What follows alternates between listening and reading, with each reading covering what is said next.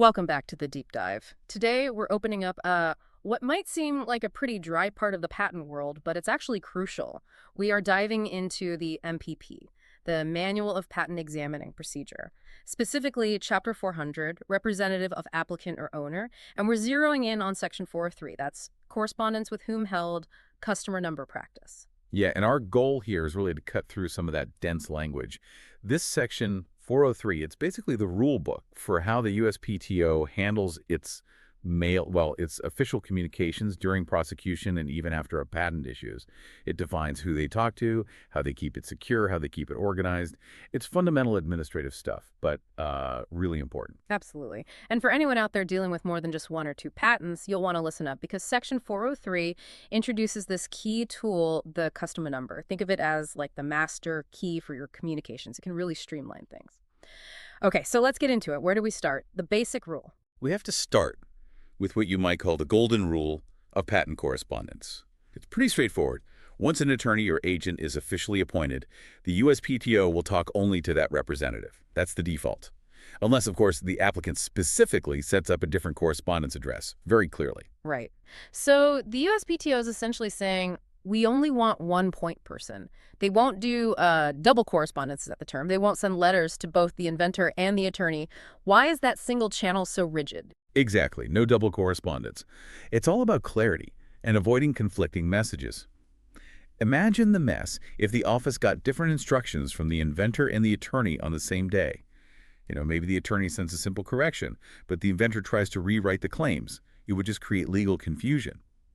So the moment an attorney is officially on record, they become the only channel. If an inventor, say, gets excited and emails the examiner directly, the examiner's response will basically be, "Thanks, but please route all future communication through your appointed attorney or agent." They have to maintain that singular path. Okay, that makes a lot of sense for keeping things orderly once representation is set up. But what about right at the beginning? What if an application lands at the USPTO and, oops, there's no correspondence address listed at all? Yeah, that's a critical situation. And the rules here are quite strict. If there's no correspondence address at filing, the applicant is immediately considered to have something called constructive notice. Constructive notice. That sounds like legal jargon for you should have known even if we couldn't tell you. That's pretty much it, yeah. Ignorance isn't an excuse. It means the applicant is legally presumed to know that they need to complete the application, pay fees, fix things within 2 months, 60 days. If they don't get it done in that time, the application can be considered abandoned, even if they never received a single piece of mail from the USPTO saying something was missing. Wow. Okay, so that 2-month clock is ticking from day one just because an address was missing. That's incredibly high stakes for an administrative slip-up. You could lose your entire invention rights over a blank address field if you weren't tracking things meticulously. Precisely. The burden is completely on the applicant to get that contact information right from the very start. Yeah. Or face the consequence of, being treated as if they were notified. Okay, understood. That's the potential pitfall. Now let's talk about the system designed to make this easier, especially for those handling lots of cases, the customer number practice. This sounds like the USPTO's answer to managing complexity. It absolutely is. The customer number is, think of it like a unique ID for correspondence and representation purposes. It's designed to centralize things. Centralize what exactly? What can you do with this customer number? Well, it serves 3 main functions, really. First, it's used to officially designate the correspondence address for an application or a patent. And importantly, if there happen to be multiple addresses listed somehow, the office defaults to the one tied to the customer number. It takes precedence over just a typed address.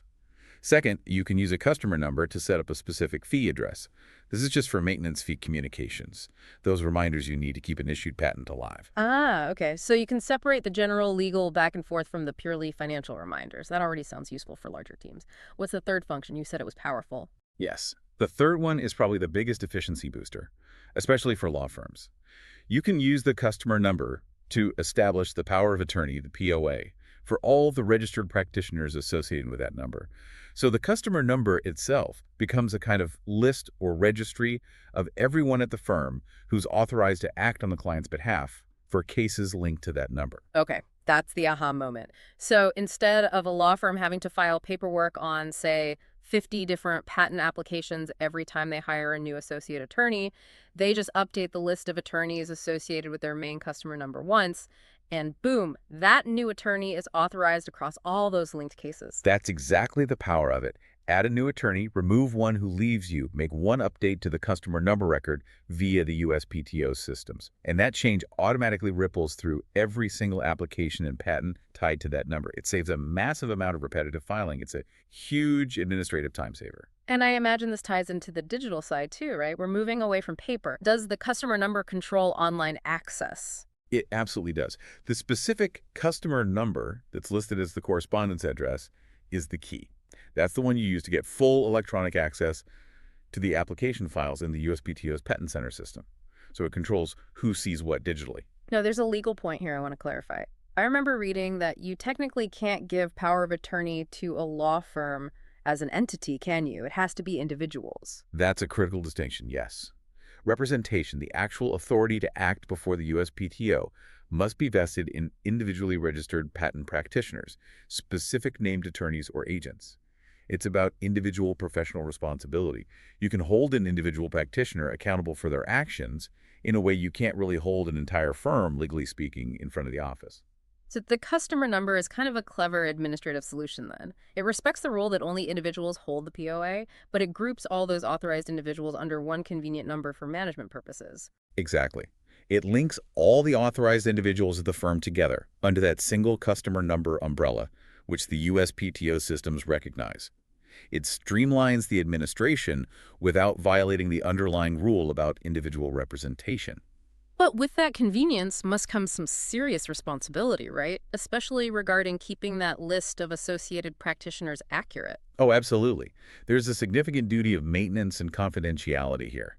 Firms must ensure that changes in personnel, people joining, people leaving, are reflected promptly in their customer number records. Promptly. What happens if they don't? What's the real risk?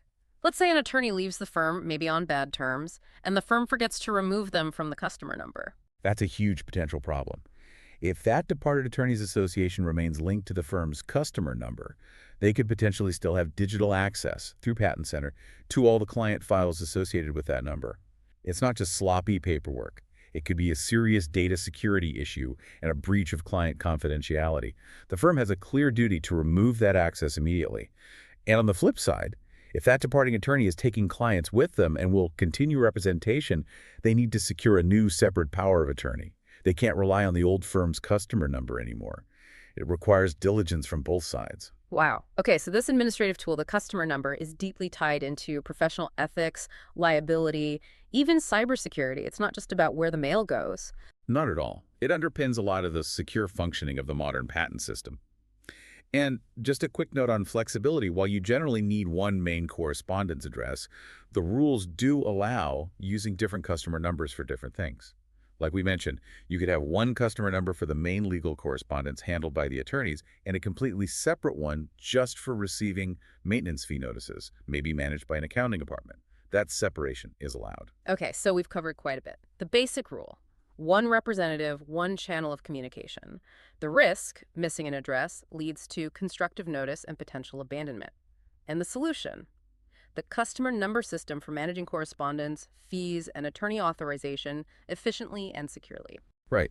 And if you zoom out a bit, you see how the customer number practice really changes the game for managing large patent portfolios. It shifts the administrative burden from constant case-by-case updates to a more centralized firm-level management. But, and this is the key takeaway, that efficiency only works if the firm is incredibly diligent about keeping its customer number records accurate and up to date. Good administration is rewarded with efficiency. Bad administration creates serious risks. A really insightful look into the mechanics of USPTO communication. We should mention that this summary of the MPP was put together using AI tools, including ChatGPT and Notebook LM. And a special thank you is definitely due to Mike Shepard, the creative director behind this entire audio series. And please remember, this discussion is for educational and informational purposes only. It is definitely not legal advice. If you need guidance on a specific patent matter, you absolutely must consult the official MPEP itself or speak with a registered patent practitioner. Thanks for tuning in to this deep dive.